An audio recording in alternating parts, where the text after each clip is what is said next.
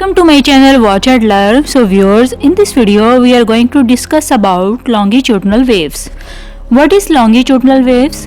A wave in which particles of a medium move back and forth parallel to the direction of the wave is called a longitudinal wave. This means that their vibrations move backward and forwards, not up and down like waves on the sea. For example, if we pull and push one end of the slinky spring continuously, we can produce a longitudinal wave. The part of a longitudinal wave where particles of the medium are compressed together are called compressions.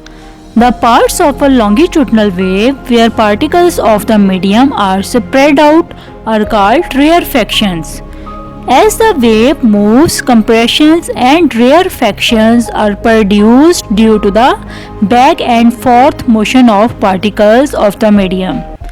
Sound from a vibrating body produces longitudinal waves in air.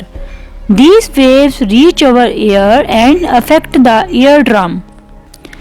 A sound wave traveling through air is an example of a longitudinal wave. When a drummer beats a drum, the surface of the drum vibrates and creates a disturbance in the air besides it. When the drum head moves to the left, it compresses the particles of air and creates a compression.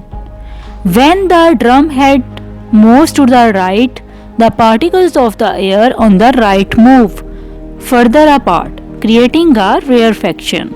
These compressions and rarefactions travel through the air as longitudinal waves. When the disturbance in the air reaches our ears, we hear the sound of the drum. I hope so you understood this simple concept about longitudinal waves. For more informative and latest video, kindly subscribe my channel and stay connected with me. Goodbye.